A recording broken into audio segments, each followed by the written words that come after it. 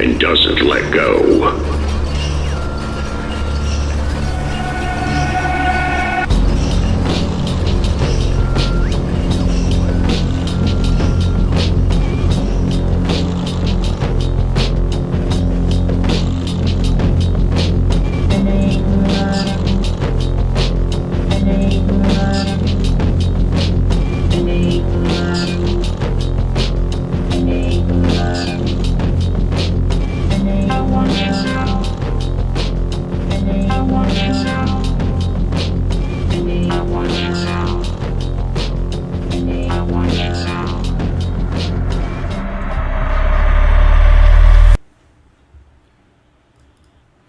Okay, hello. Welcome to the Carousel Podcast. I have with me today William. Welcome to the show. You are William Hunter Duncan. Sorry, I didn't want to get that wrong. I had it in my head. Thank you so much for joining. You're a Substacker and a Twitter. You are on Twitter, right? I am on Twitter, yep. Yeah, and you specialize in Torah interpretations of current events, sort of from a shared perspective that everybody listening to this probably has. So, welcome. Thank you. Thanks for having me. It's very good to be here and very good to meet you. Yeah, thank you. So yeah, on Twitter, we should retweet this so everybody knows you're on there. But yeah, you had this piece called Virgo to Libra, which caught my eye largely because it mentions me in it. And it was talking about sort of where we're at. You did a Torah reading, which I'll pull up on screen here. Maybe you can just tell us a little bit about this piece and how this works. Do you read a Torah for each piece that you do, or how does this go? Well, I've been a long-time user of the tarot, and I haven't really made that much part of the Substack, but I've also been studying astrology, and so I thought I'd do a monthly piece on the change in the zodiac, and then would add a tarot reading to give some kind of context, extra context to what the next month might look like. And so I started in March, and then I think that was with Aries. That's the beginning of the cycle. Aries and Mars, the god of war. And so I need, part of it is, like I said, I didn't know that much about tarot, so I thought, or astrology, so I thought I would just write about it and learn about it as I write about it. So this past one was Virgo into Libra. Libra is the harvest time. Libra is ruled by Venus, so it is about, Venus is about love, they say. But there's also another side of Venus that doesn't get talked about very much, and Venus is known as the consort of Mars. And of course, she softens Mars, the god of war, but she also stands behind him in his fury. And so, so in this piece, I don't know, I feel like I've done a pretty good job of like making an assessment of the times. I think it's helped me and some of my readers make sense of where we're at. It's very confusing these days. Okay, so tell us some substance. What are we? Where are we? What are we dealing with here?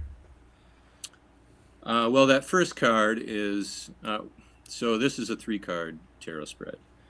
The first card is the situation card, the situation as it stands. Second card is the challenge card, and the third card is the outcome. So the first card here is the Emperor. The Emperor brings order to the world. Out of the primal chaos, the Emperor brings order. He brings a lot of forces together and creates and produces an empire out of that. But here, it's inverted. And so that generally means that there is no order, or there's, instead of a emperor reigning, chaos reigns. And so, I don't know, most people I think who follow the news feel a lot like chaos reigns right now. But you have to actually kind of admit that that's where we're at to move on to the challenge. And the challenge here is the death card. And anytime anybody who's not very familiar with the tarot is going to get a bit of a fright anytime death shows up. But the death card does not generally ever mean actual death. What it means is a radical shift, radical transition. A business is failing, a relationship is failing, something is failing, and it is a transition. Death is always, in the esoteric sense, the end of something, but also the beginning of something. So here, though, it is inverted. And so what does that mean? I took that to mean like the right, the challenge for the right is to deal with what I've called many times the death cult of the left. Liberalism for 300 years now has been destroying in every boundary imaginable. And we've come to a point where we have abortion on demand for any reason at any time in a lot of states. We've got the COVID thing, like forcing young people to take jabs and not acknowledging any of the harms of that, flooding the country with basically a mercenary army of 20 million young men and not acknowledging any of the harms of that. So you can go on and on. So the challenge then is, what do we do about that? That has like that's infected America. It's infected the whole West. It is destroying the West. And so that's a challenge. The outcome was what's called by the Golden Dawn, this card, the Eight of Wands, the Lord of Swiftness. So wands are fire, and think of the four elements: fire, water, earth, air. Wands are fire, and fire represents creativity, creative impulse. And so the Lord of Swiftness is basically like the idea of just freedom, like being free, wide open spaces, wilderness, like being able to say what you want to say when you need to say it, that kind of thing. And so Lord of Swiftness, what does that mean? So if you've acknowledged that chaos reigns, if you've acknowledged that there is this sort of like death impulse, rising chaos in the West, and you face that, then swiftness is it's there for you. That energy is there for you. And I think we've seen a lot of that from the Trump administration over the last 6 months. They came right out of the gates. Liberals had nothing to say about it. They just came out and they basically slashed and burned, and they're still doing it. They still have the Dems on their back feet. But swiftness, you showed, I posted your piece about the boxing match, because in that boxing match, the one guy was swift and fast, the other guy was a power puncher. The swift and fast guy wore him down over time. But it takes time. You can't just come out and start punching like crazy for 2 rounds. You're going to wear yourself out. So there's a caution here with that Lord of Swiftness. There's swiftness, but there's also haste. If you are too hasty, then you can get ahead of yourself. And now, there's been a lot of substackers online on the right who've been angling for a lot more swiftness, basically rounding them up. Well, would be a swift action, but I don't know. That might be too much, too fast. I don't know.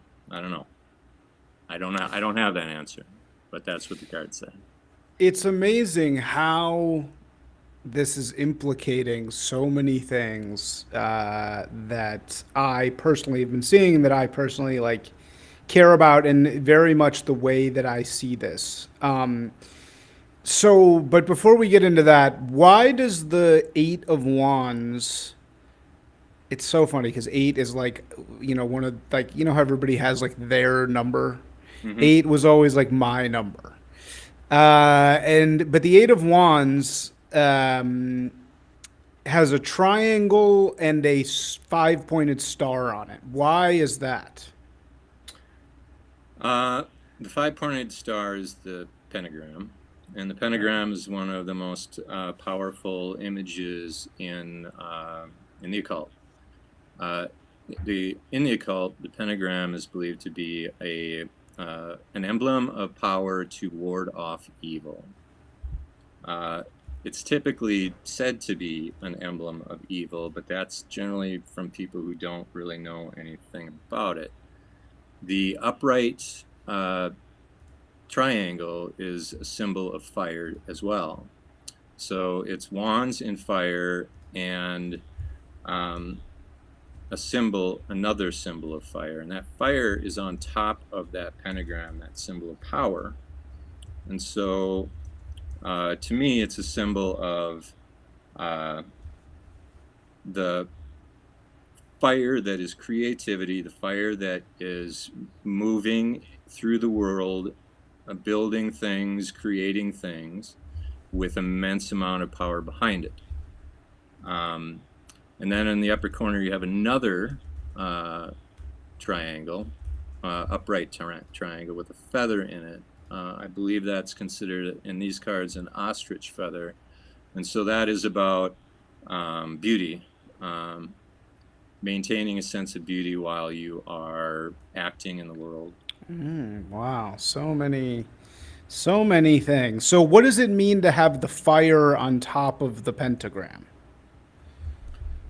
Uh, that's a good question. I guess I don't know why they would have I think, like, the fire that they're talking about with the wands is fire moving out into the world, whereas the pentagram then is the symbol of, like, the core of the being. Like, if a man is spread out, standing, like Da Vinci's man, like, he's got his arms out, legs out, he looks like a pentagram. That's like the core power of the being. Then the fire is coming out of the being, creating things in the world. That's how I see it. Very interesting. So, yeah. So the point, just so everybody understands, the point, this brings us to basically 3 weeks ago when must have been a Tuesday, we found out that Charlie Kirk got killed. And, I was just reeling for that whole week and completely disoriented and really feeling bad, and just maybe not even bad is the wrong word, just feeling like, confused, kind of confused and uncertain of where we were going from there, really. And it was like a question mark. Like the question mark started on that Tuesday and continued through that Saturday. And that Saturday was that fight. It was the fight between Canelo Alvarez and what's his name? I can't even remember his name right now. But let me find it so people can know. It was an incredible fight with Terrence Crawford. Was it Terrence Crawford or it's Bud Crawford? I think it's Bud Crawford. Okay, hold on. I think it's Bud. It's both. They call him Bud Crawford, Terrence Crawford. So, I'm not like a huge boxing guy. I don't think anybody is today. Nobody really like knows what's going on in boxing, but I got invited to watch it, and it was like going on and on. I thought that the thing was going to start at 7, and then it didn't start till like 9:45. So I was just sitting there like, But then the fight started, and the earlier fights weren't very engaging. But then the fight started, and it was like one of those things where, if you've ever watched the Olympics, and most of it's just kind of like blah, but then for whatever reason you'll see like a gold medalist figure skater guy doing his thing, and you'll immediately be like enraptured by the screen because you're seeing like somebody transcending kind of like the medium to the point where somebody who's not into this thing can tell that they're watching something really special. They're watching somebody who's turning this thing into an art. And that fight really was this for me. Like I started watching this fight, and the previous fights were like, okay, whatever. I can't tell what's going on. But this fight, you immediately could tell these guys were like really, really engaged. And each one, they were there really they were not, this wasn't just like a run of the mill fight. It was like a very special, important fight. You could tell for both of them for whatever reason. And this guy, Bud Crawford, is much smaller and kind of lanky. And Canelo Alvarez is this huge back. You know, he's this big, powerful guy. And they went, you know, however many, 13 rounds, however many rounds it is. There was no knockout. But the whole match was the same thing, which was this really powerful, hulking guy going after this much smaller guy, right? And the smaller guy he had such a better strategy than the big guy. Canelo was this big, powerful guy who kept going for huge haymaker punches. And Bud Crawford is just, you can tell he's got a plan. And the plan is every time Canelo goes for one of these haymakers, he's going to hit him back. He's just going to get him once in the face or a couple times in the face. Not hard, you know, not super hard, but just like boom, boom, boom, really quick. Every single time Canelo goes for his big punch, he's just going to get punished. And over however many 13 rounds, it just wore Canelo down and down and down and down. And he just couldn't, and then he started getting woozy and started really, I mean, he like very obviously lost the fight because he just couldn't connect. He connected like a couple times with the big punches, but it wasn't even so much that he couldn't connect. It was just that Bud Crawford was so much faster than him, so much more able to do speed, that those little pitter-patter punches after every time Canelo went for a big punch, it just weakened him over time. And that's kind of like what you're saying. It's like the right, when I see the victories that the right has had, my favorite victory that we've had, and there was an article nobody read in the Wall Street Journal besides me, all about Elon Musk and Doge taking over. It wasn't just USAID, it was USAID and via this other office, which was like the Office of Budgetary some shit. I forget. It's like the office of like, you know, some sort of random budgetary office that has way too much power. And the Wall Street Journal article is all about the night of inauguration, Doge was in their system dismantling it before they even woke up in the morning. They didn't even know what happened, you know, and it's like that's where people like Elon can do so much more than right-wing conservatives, right? Right-wing conservatives cannot do jack shit.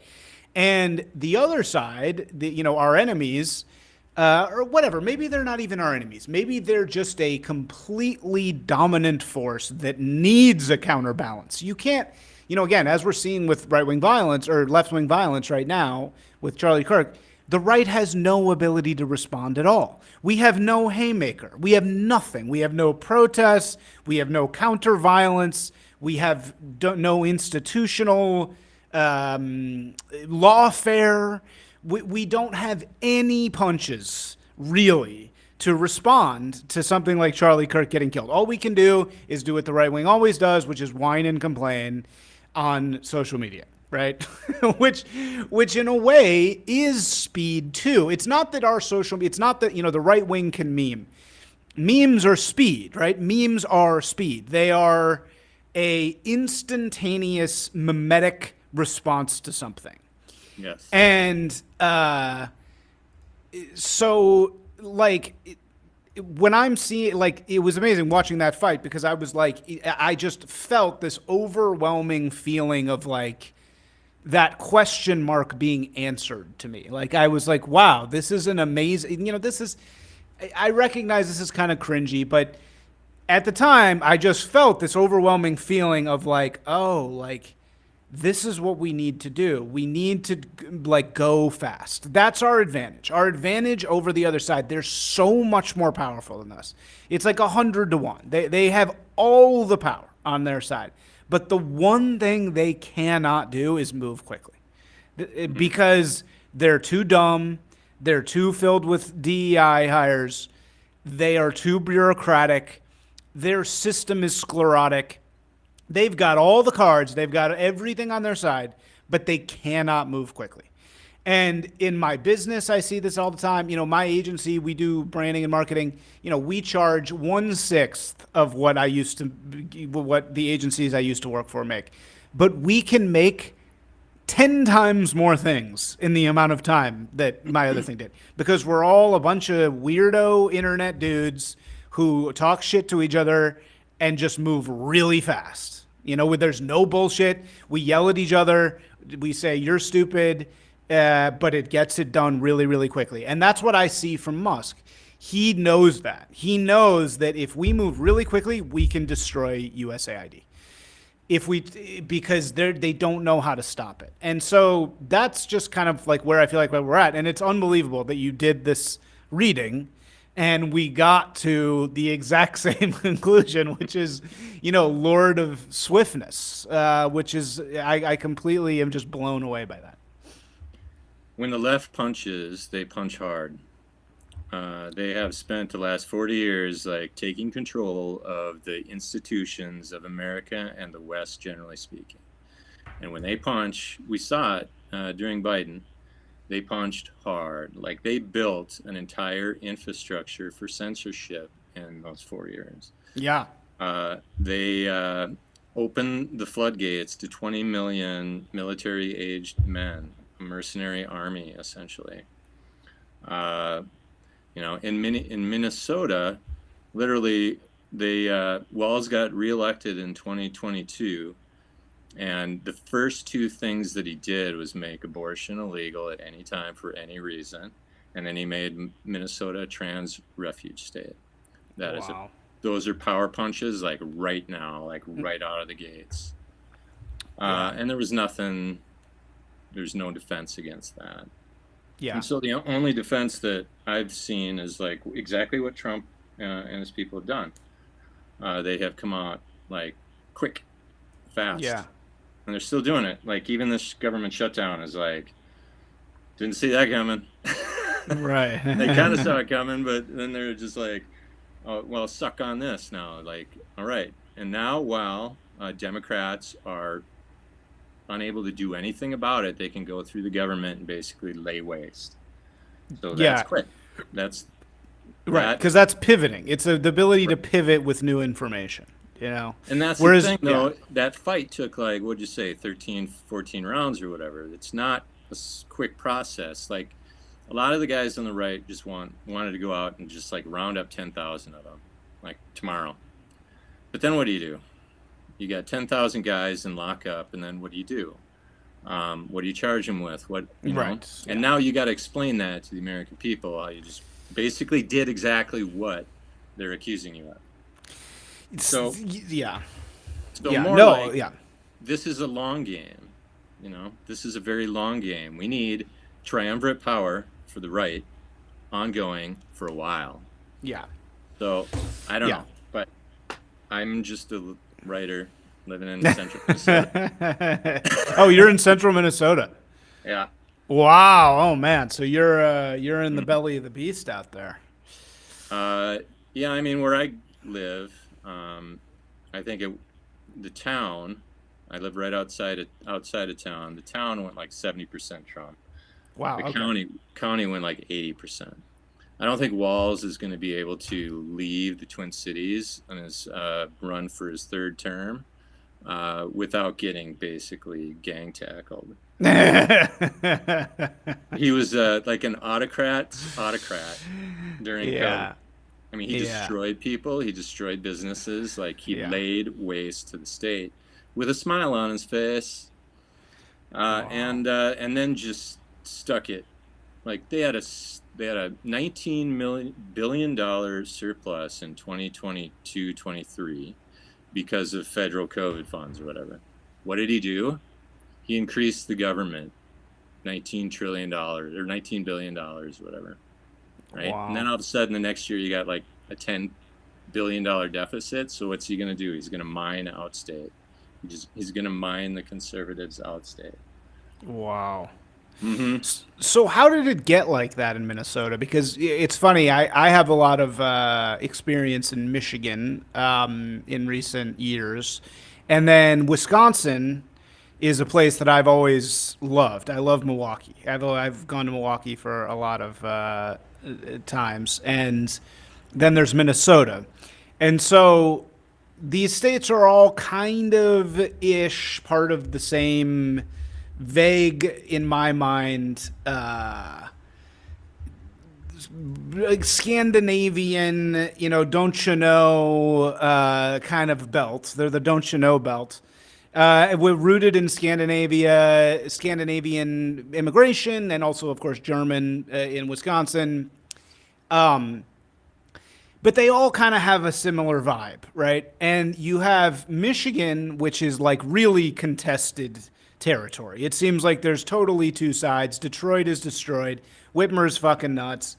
But on the other hand, there's a right wing kind of like pulse in Michigan, a little bit in some places. Wisconsin to me still feels right wing. Like Wisconsin feels weirdly free. Like when you go out in Milwaukee, it's still, it's like you can smoke cigarettes places. Like people seem to be like vaguely, it feels a little bit like being in Florida. Like people are still kind of like have balls in Wisconsin. I don't know why, I don't know how. I haven't been to Minnesota since I was like 12 years old. So I have no idea what's going on in Minnesota, but I sort of get the opposite impression where it's like that's just gone full Portland. So why did that happen to Minnesota? When I lived in Minneapolis for like 22 years. And when I first lived there was like this sort of, we want to be like Portland. Portland's cool. We want to be like Portland. We want to be like Midwest Portland. Yeah. And so they've been trying to outdo the West Coast for a long time. But of course, the West Coast is like third world at this point. And yet still, they are trying to outdo the West Coast. A lot of it is Tim Walz. He comes off as this yokel guy, but he's he's an autocrat. But the core of it is, they call it Minnesota nice. But there's like, okay, so it's Minnesota nice, and like, if you ask for an address, anyone will be happy to give you any address except for anywhere near where they actually live. Like they're really nice, but most people are very standoffish in Minnesota. But that also somehow sort of contributes to like not wanting to look racist. Minnesota is still like 90+% white. God, but is that true? That's Minneapolis is going to be, Minneapolis is even like probably 80% white. But is that true? They're still going to vote for a Muslim Somali for their mayor because they don't want to appear racist. Mm-hmm. So where's good old Jacob Frey going? He's getting moved up. He's going to go be governor somewhere? Well, it's an open question at this point. Somehow, I guess the Democrats basically reneged on the vote for the Somali dude. Wait, what happened with that? So apparently, and haven't really heard the backstory, but I sort of get the sense that like the Somalis have a lot of power in Minneapolis now, and I think they sort of rigged the vote. It was at the Democrat convention thingy or whatever, primary convention. And so so then the Democratic Party stepped in and said, nope, no good, got to do it over. Oh, wow. Okay, I didn't know So that. Yeah. I think that was like the center Democrats basically putting their foot down. Yeah. But I don't know. I don't think Frey can beat the dude because he's not Somali. Oh, so Frey is running against this guy. This is the primary. Is Frey Frey- versus this guy? Yeah, and Frey Wow. Frey has been like stepping over backwards, trying to ingratiate himself with the Somali community, and then they basically threw him to the curb. But I don't.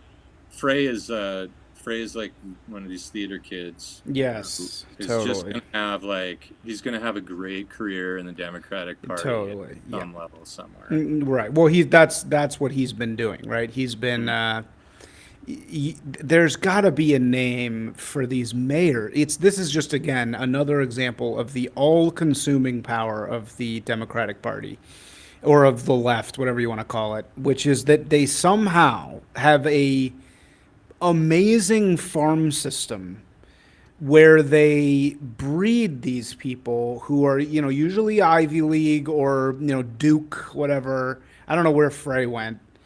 Probably one of these places. Where the hell did Jacob Frey go I to school? have no idea. Probably Ivy I'm gonna League. guess some Ivy League school. Okay, no, he went to William and Mary, which is okay, similar. JD at Villanova. So they get these guys and they find them somewhere. It's not always Ivy League. Ivy League is also kind of declining because it used to be these people all came from Ivy League schools. Who's the senator also from now that there's another one of these? He's a carbon copy of Jacob Frey, and he's in Georgia. And he, Yep. yeah, whatever that guy's name is. And they're usually not even from the place. They're they're vaguely from the places that they end up being the mayor of.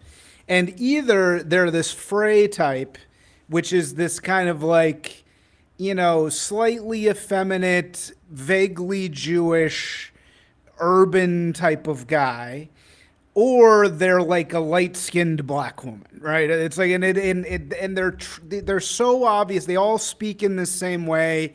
They speak in therapy speak.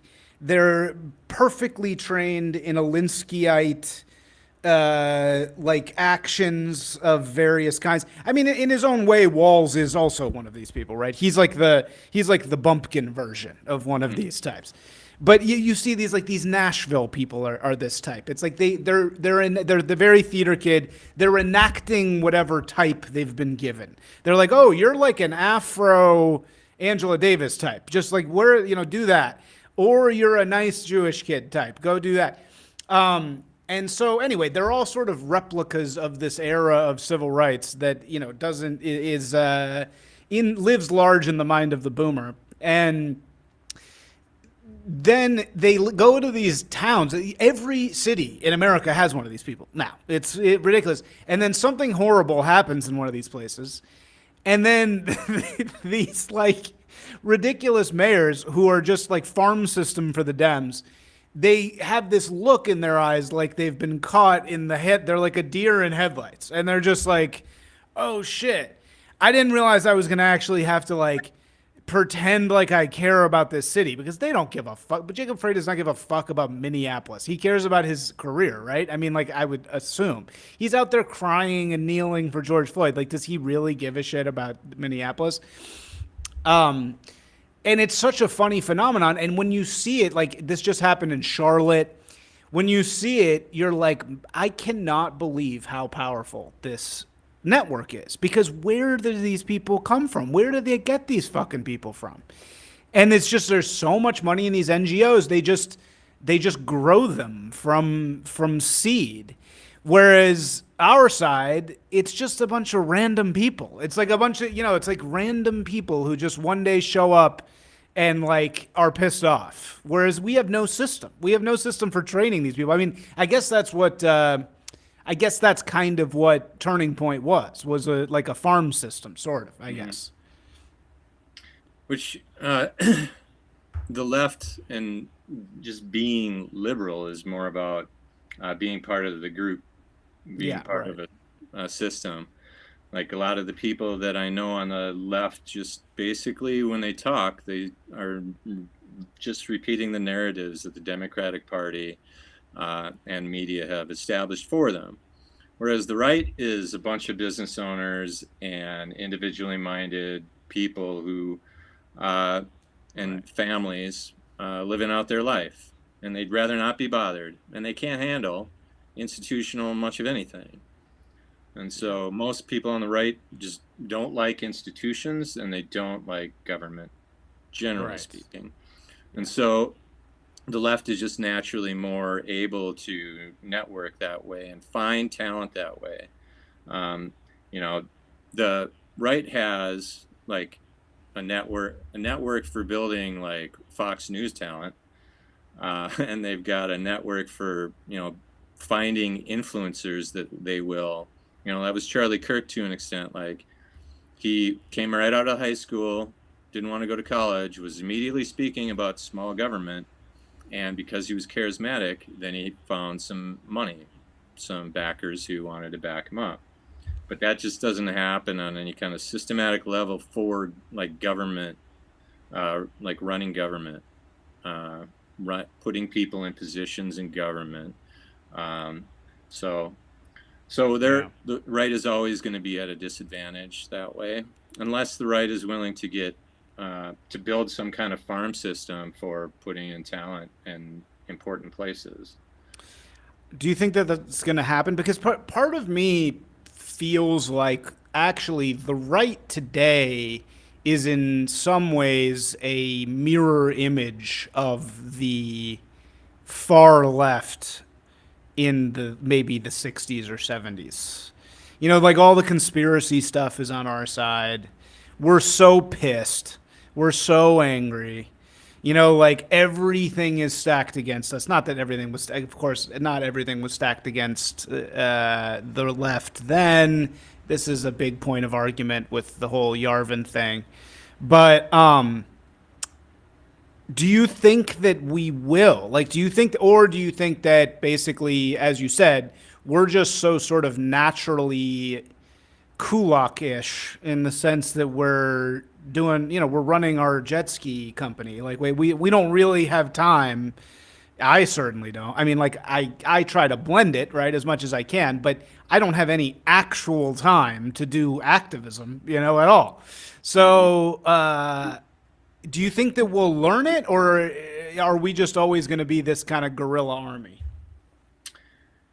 I think back in the 50s and 60s, it was the right that mostly filled the place of government.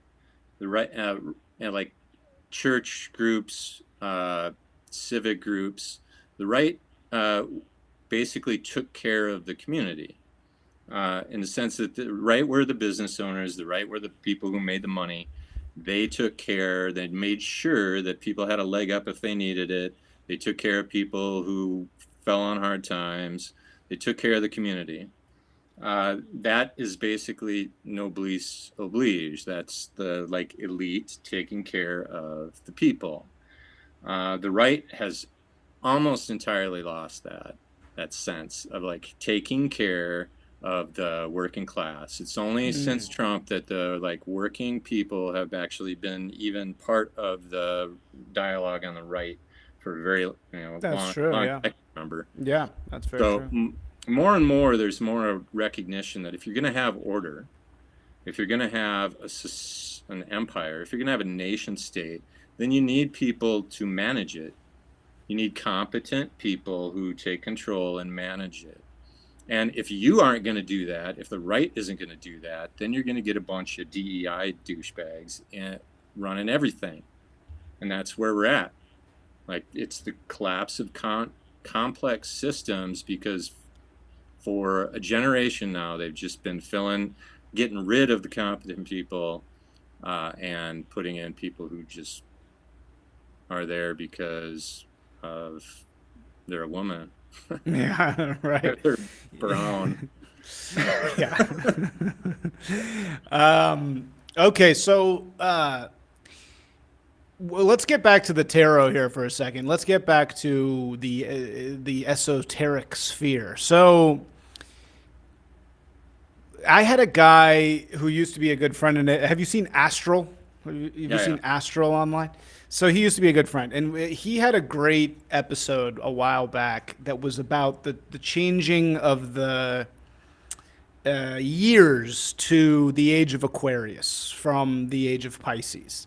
Now, I've heard several people say that this is actually not correct, but for whatever reason, the millennium goes backwards. Is that right? And so it's like Aquarius is before Pisces. Do you know anything about that? Like the shifting from Aquarius to Pisces, or sorry, Pisces to Aquarius, which just happened, right? That's like year 2000 is Pisces to Aquarius.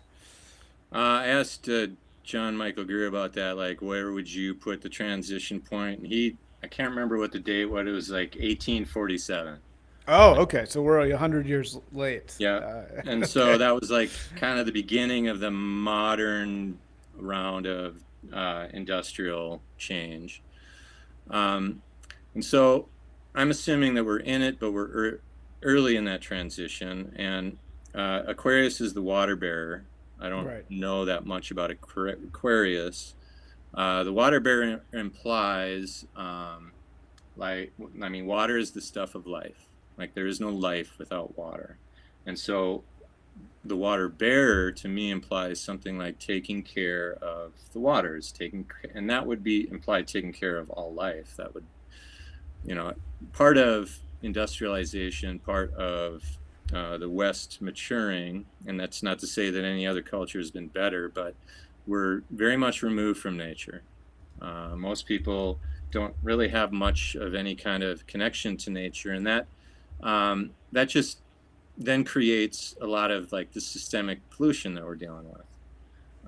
If you don't care about nature, you don't care about natural systems or natural rhythms, then you're going to put a bunch of crap in the food. You're gonna have a bunch of atrazine and glyphosate in the water.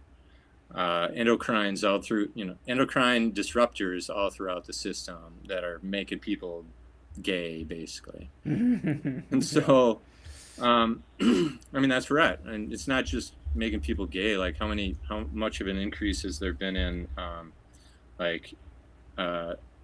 mastectomies, like breast cancer? What about the increase in autism? It's not just Tylenol, it's like systemic. So anyway, I think that the age of Aquarius is going to be like an awakening of a kind, gradually over time, that nature matters, like taking care of the earth actually matters. And if you're going to be a healthy society, and if you're going to be a healthy human being, then you need a healthy environment.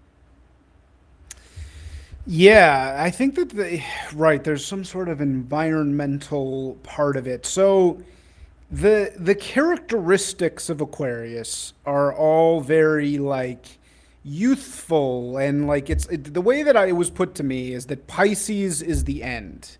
Pisces is like the end of the zodiac, and that's what Pisces is like the most death-like. It has like 1 foot in death. And what's confusing here is that technically the first sign is Aries. So you're supposed to be going counterclockwise. But for whatever reason, in the millenniums, we go clockwise, which somebody is going to have to explain why that is. But the interpretation that Astral had was that it's like we were in like what Jesus is the fish. So we were in this era that was very kind of obsessed with death. It was obsessed with the afterlife, and it had 1 foot always kind of in the grave. Whereas Aquarius is like a total new beginning. It's like everything is like submerged. Everything's upside down. Everything is upside down from where it was before.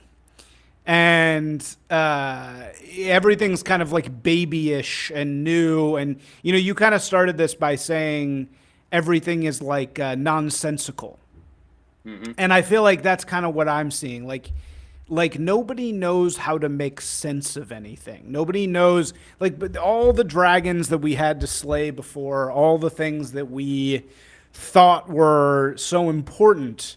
I think AI is my favorite example of this. For how long has humanity been sort of had this notion of itself that, well, what separates us from the machine or the animal is that we can create art.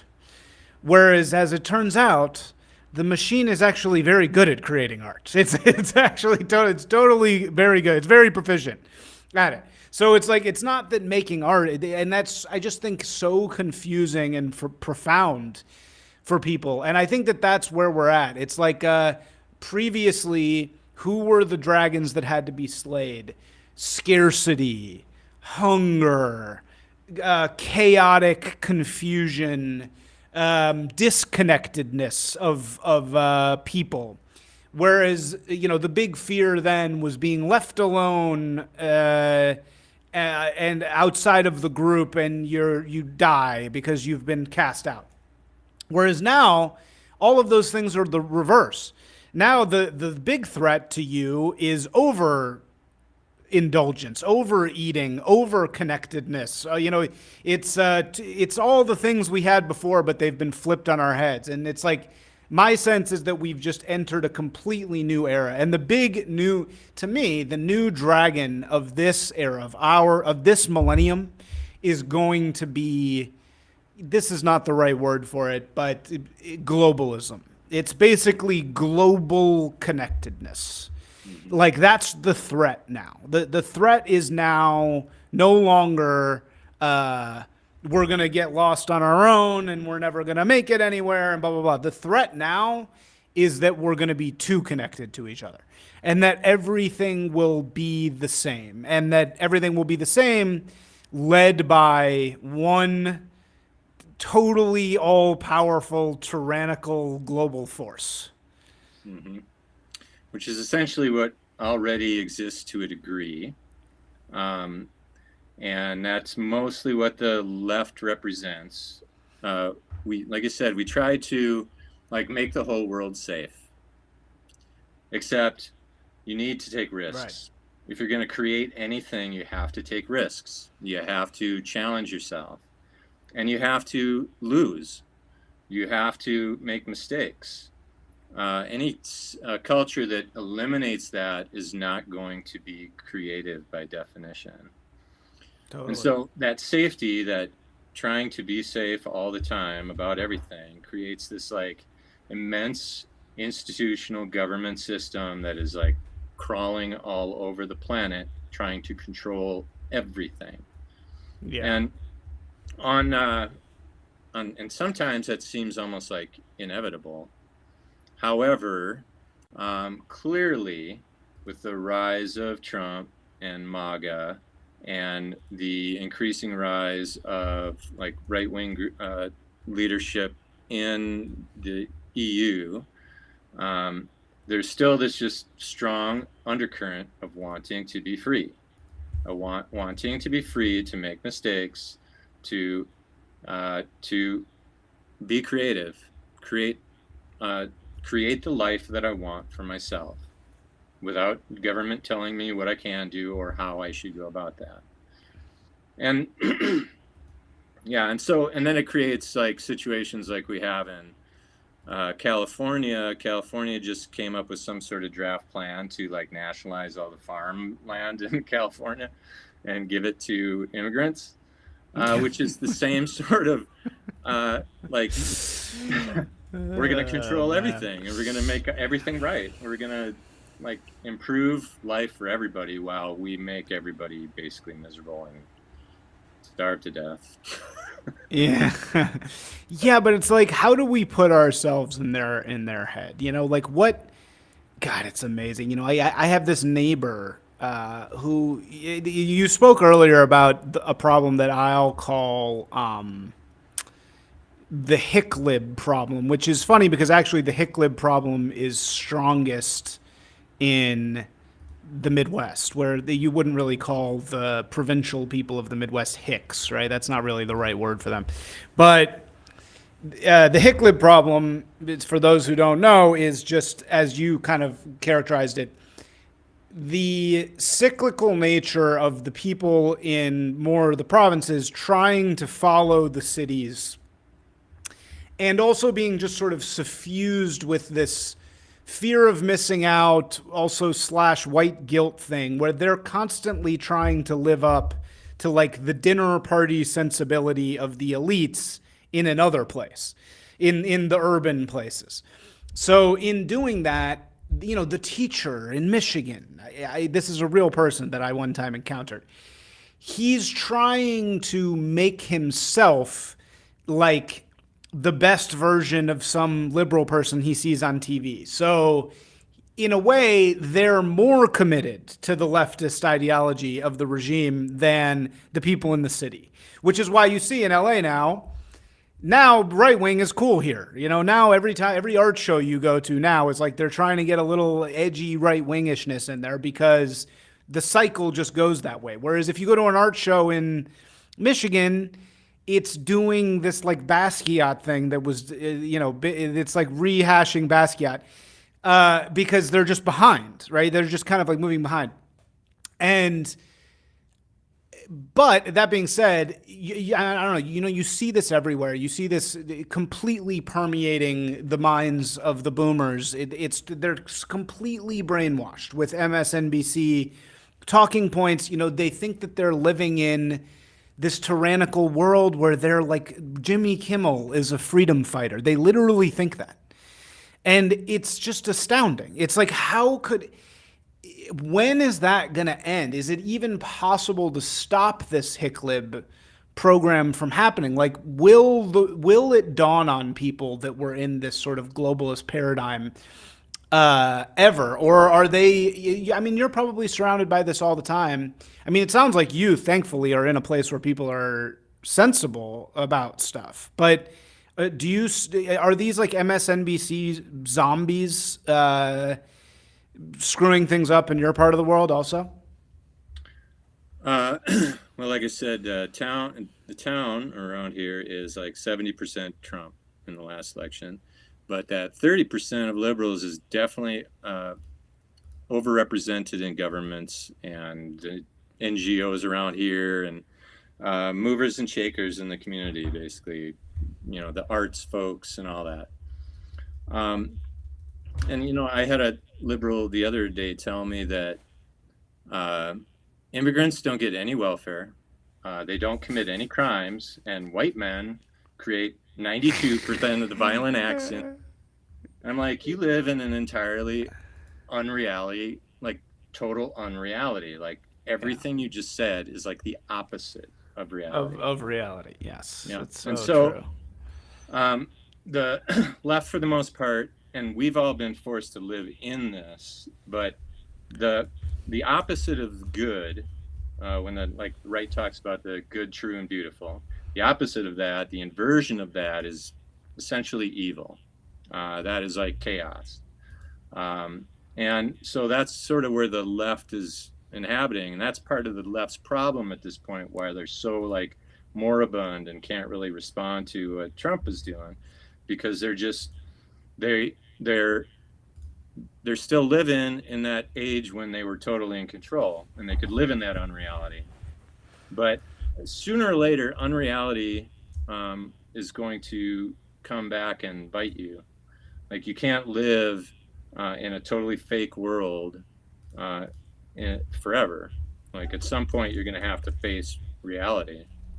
And so, but I don't know. I think for the most part, after COVID, I don't know that a lot of these people can come back. Right. Like, if you can't admit that was the test, right? That was the real test. That COVID was like the greatest psyop in the history of the world. If you cannot understand like how deep that rabbit hole goes, then if you think that like Andrew, if you think these people like who were running this arrangement were telling the truth, then I don't know how you can come back from that. And the trans thing, like even like a guy like Andrew Sullivan is like, how are the Democrats ever going to come back from the trans? From trans, right? It's true because it's like it is the two most extreme tests. It's like, can you truly allow your political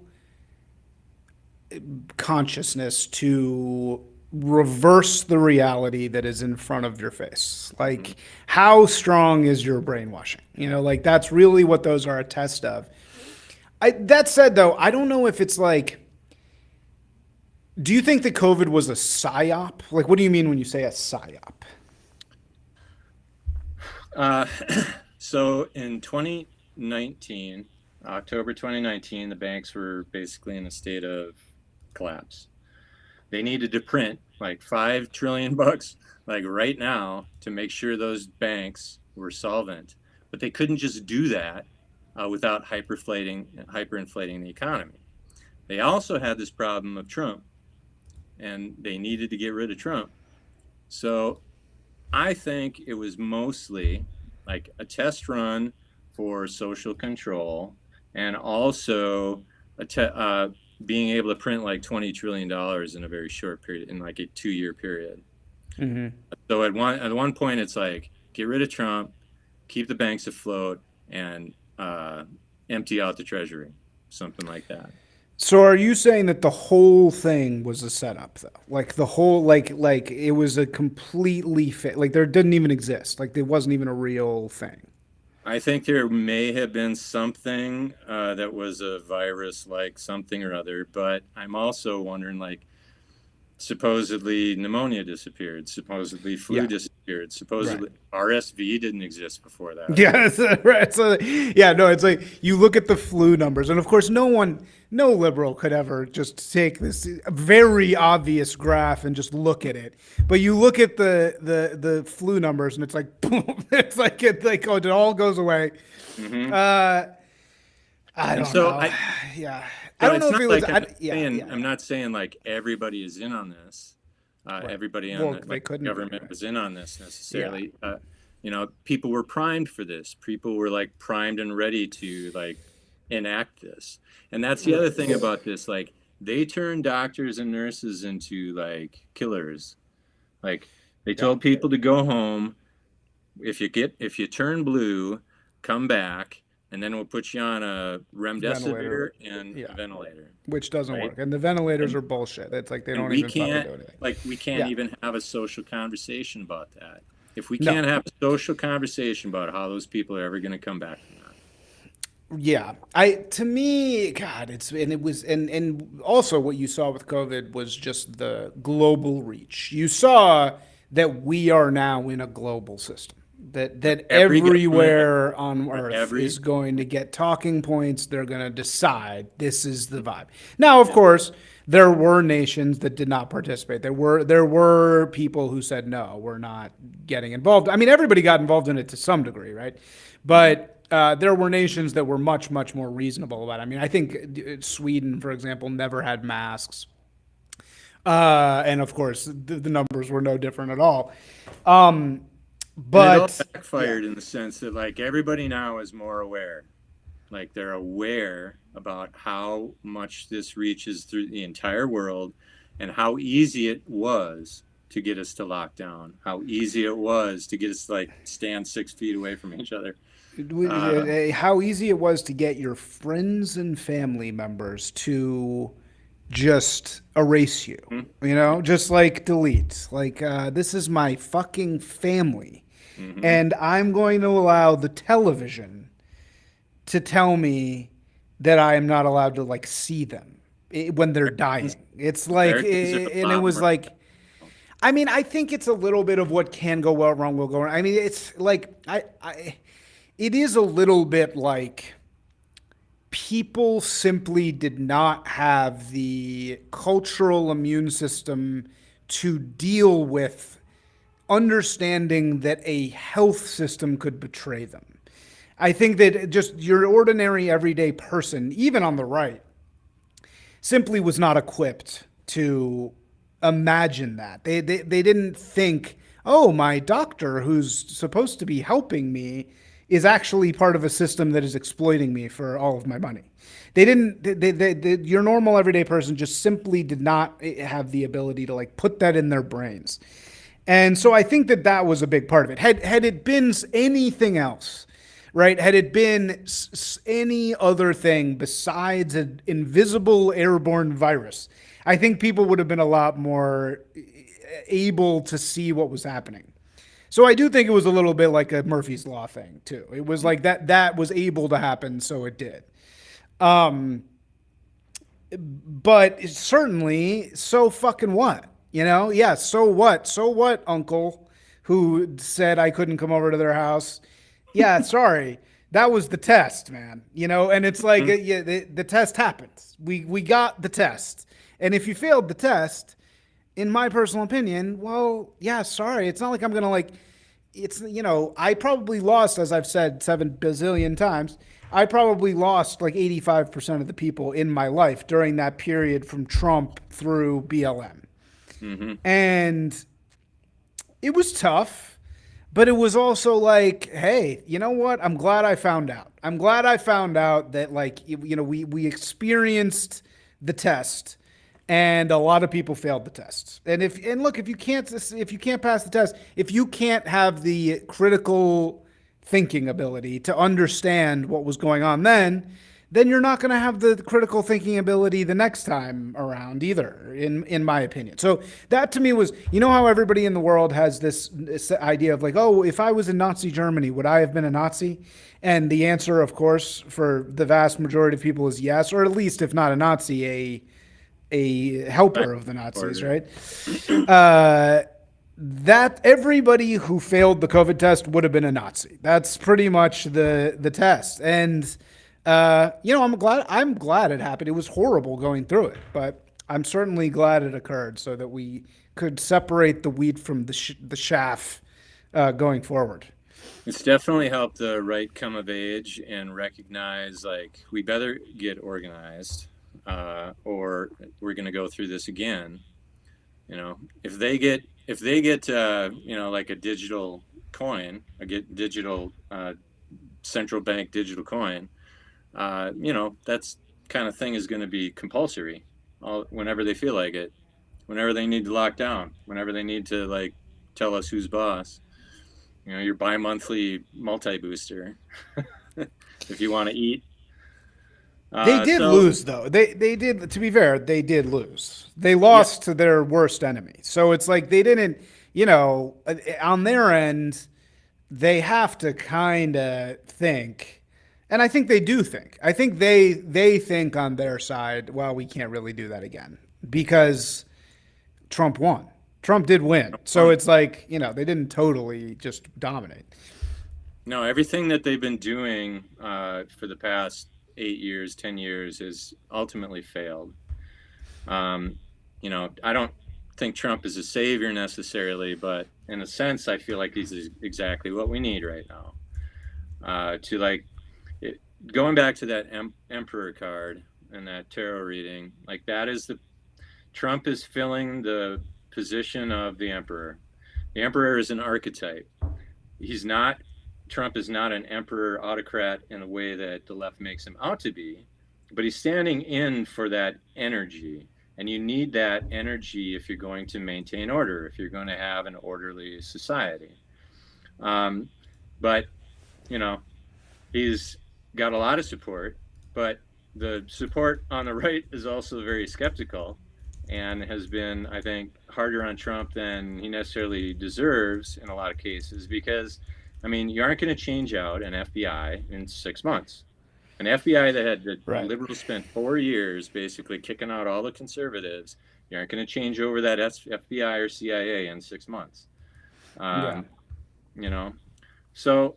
Well, and that's what we're seeing, right? That's what we're seeing now is just the total impotence, the complete and total impotence of the right. I noticed this. I went to AmFest last year, ironically, and I interviewed Charlie Kirk, and he was great. Charlie was really a great guy, and very cool, much cooler than he seems on TV. Like really, really like a cool guy. He's like cool. Um, but AmFest, what I realized in being there is that it was like a giant ant colony or termites nest of uh, broadcasting. It was like imagine a termite's nest, and every little hole in the termite's nest was a different sized broadcasting studio. Like that's like that's what it was. And it occurred to me that's what the right wing has become. The right wing is just a screaming mechanism. It really truly is just the heckler's veto. It has become like the only thing right wing, the only thing where the money comes from, the only thing where the organizing comes from is in various versions of broadcasting, various versions of shouting, right?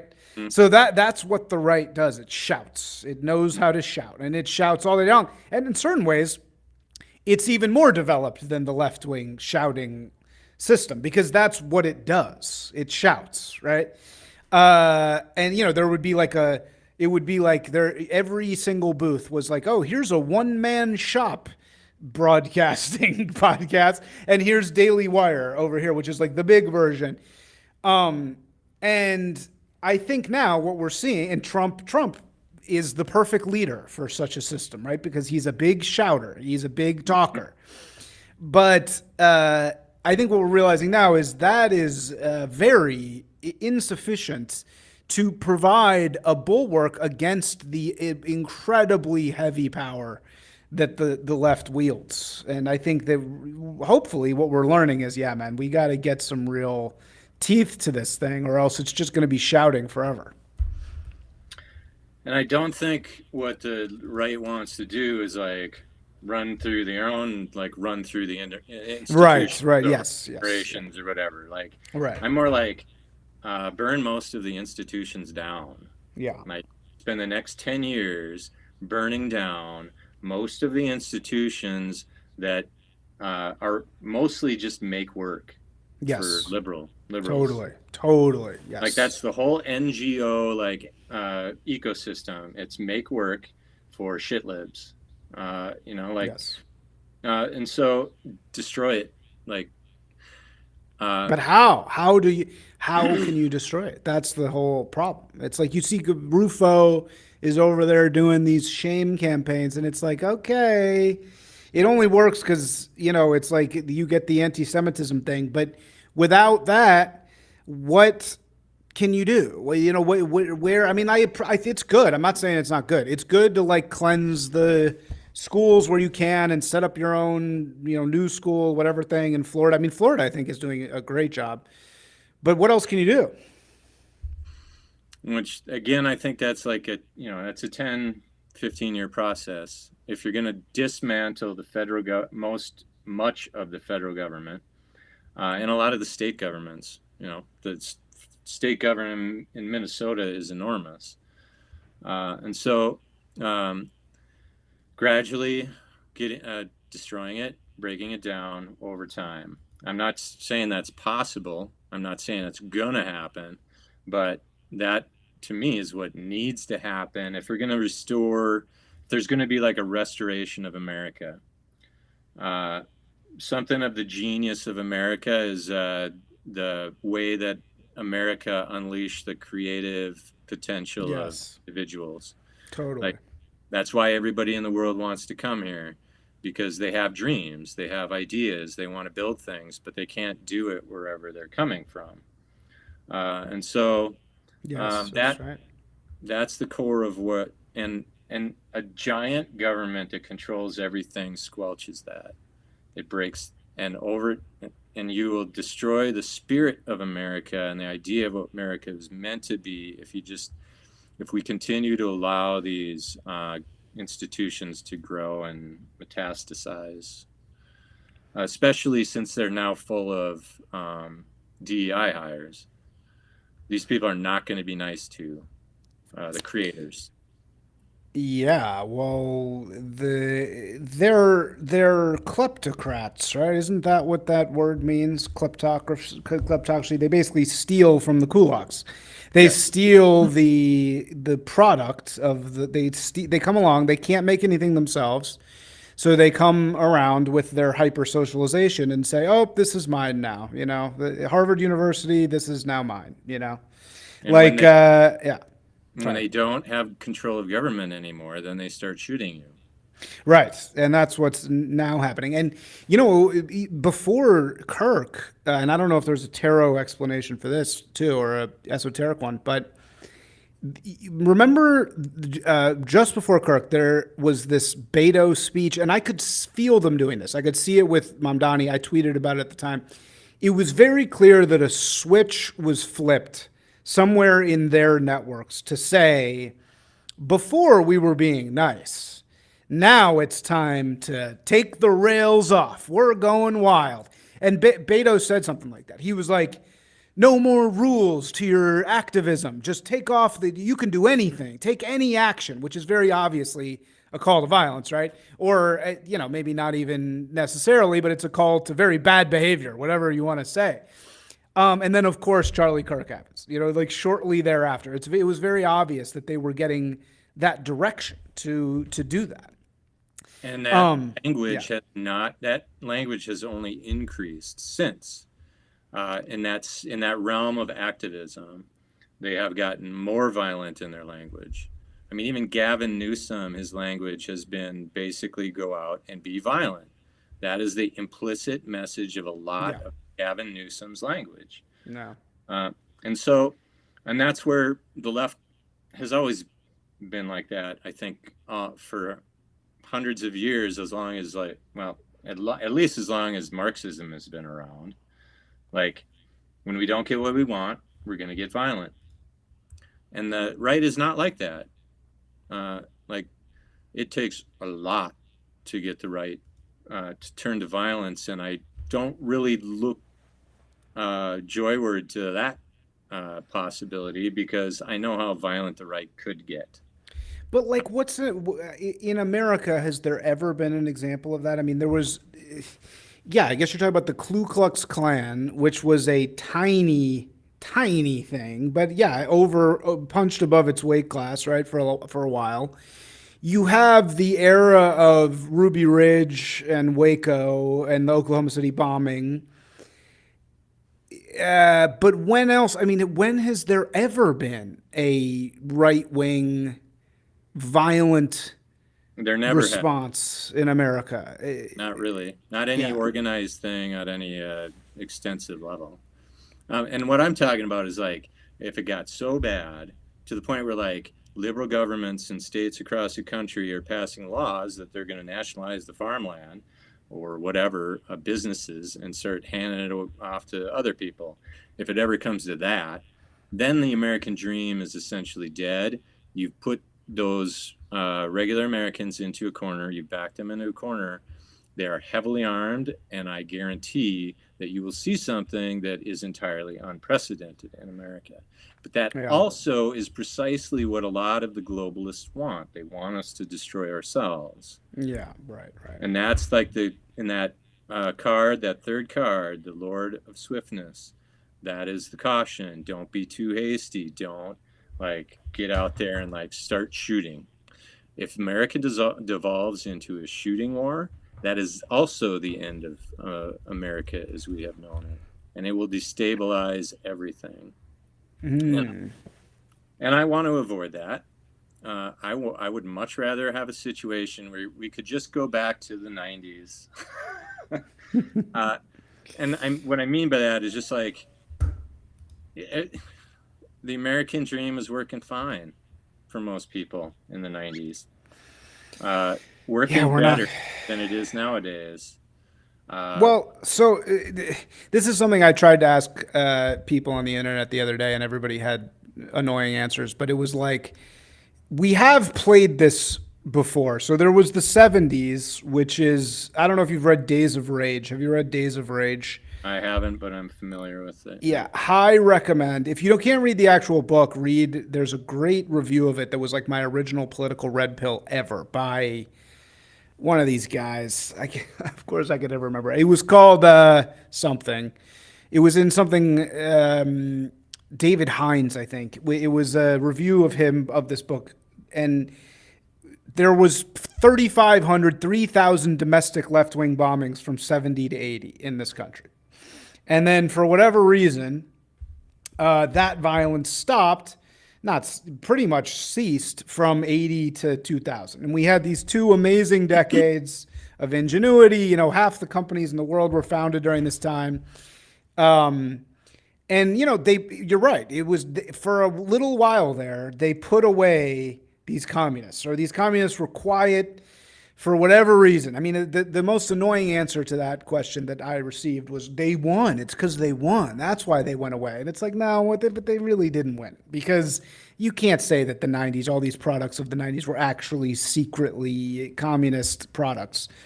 I mean, you can, but you'd be wrong. So we did put it back in the package for a little while. But now it's fully back out. And I wonder, how did we put it back then? And can we ever go back to them? Like, can we ever get back to that period where Americans are just allowed to kind of do their thing for a little while? I'm not sure. I don't know either, because it's a different America. There's a lot more. There's probably, 40 or 50 more million illegal immigrants in the country than there were in 1990. Right.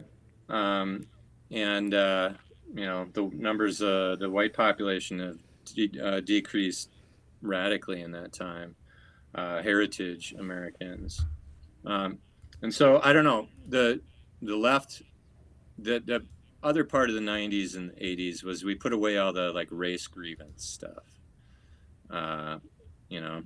Television was basically black and white. I mean, and so I don't know that is going to be hard to put back in the box at this point, because so many on the left have like their entire world view is now white people bad, everybody else is good.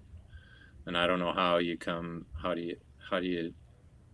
you not think that anymore if you've been thinking it for 10 years. Right. So I don't know. Part of me is like, I want a very peaceful move back into creative, everybody getting along America. And then another part of me thinks that we're going to have to go through hell to rebuild and restore America. Right. And I don't know. I've been trying to just influence the conversation just enough on the right to get people not to think too hastily. Don't go out there and be violent like the left is. No, well, I don't think that's going to happen. I don't see that coming from the right at all. I think the intelligence agencies spent the last 40 years completely eviscerating any right-wing organization at all that would do such a thing, right? I think it pretty much just like utterly.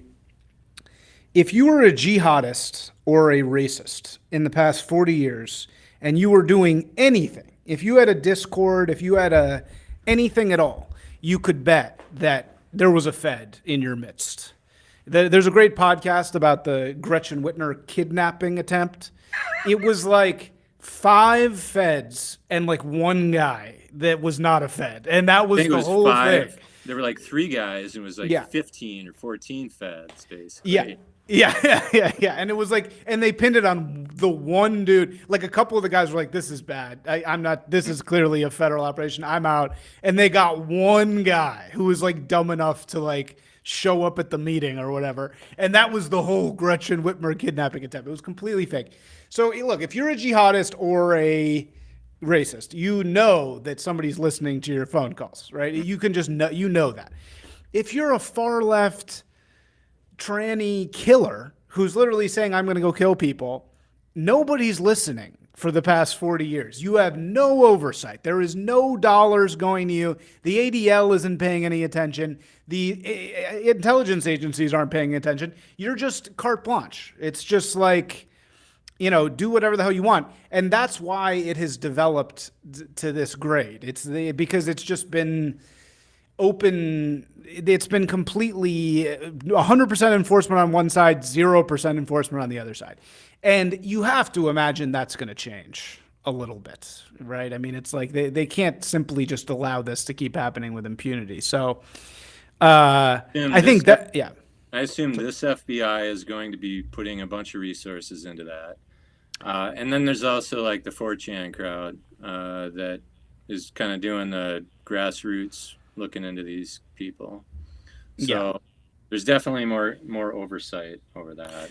Well, we also need our own ADL / Southern Poverty Law Center kind of nonprofit NGO system of identifying political extremists, which is something that I'm trying to do. I'm trying to literally do that.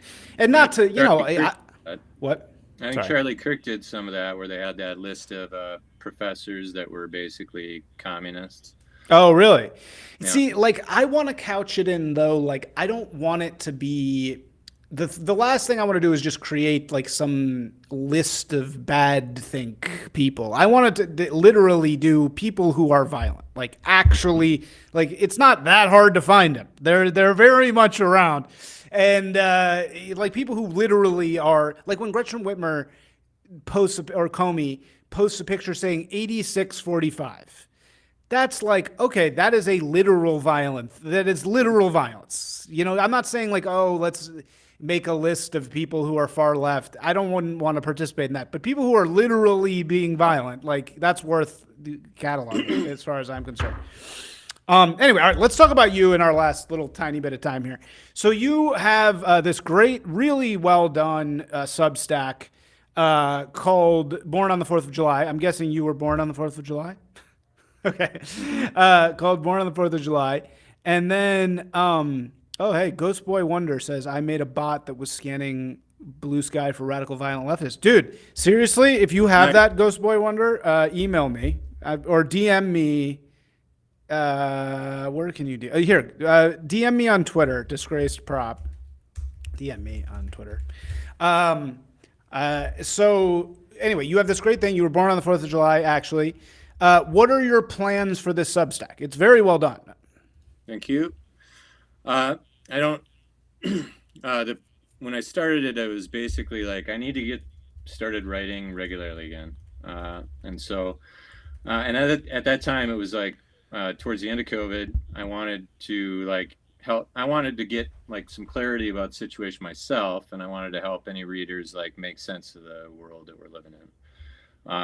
And it wasn't until after the election, and I felt took a deep breath and was okay, I don't have to totally fight the powers that be now.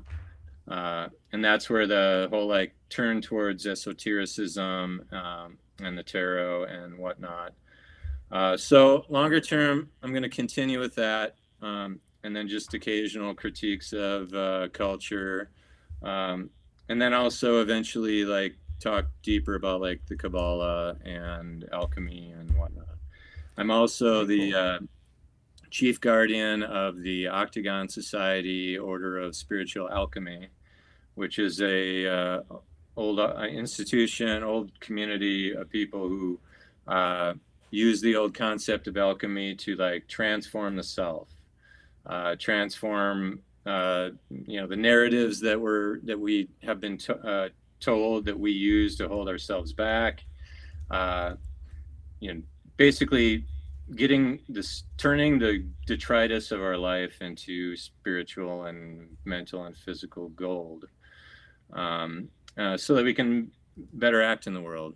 I have probably 1,400 subscribers after 3 years. On the one hand, I'm writing about esotericism, and most of the guys on the right are Christian, and so they aren't very interested. But most of the people in esotericism are coming from like California New Age, and they aren't interested in like based talk.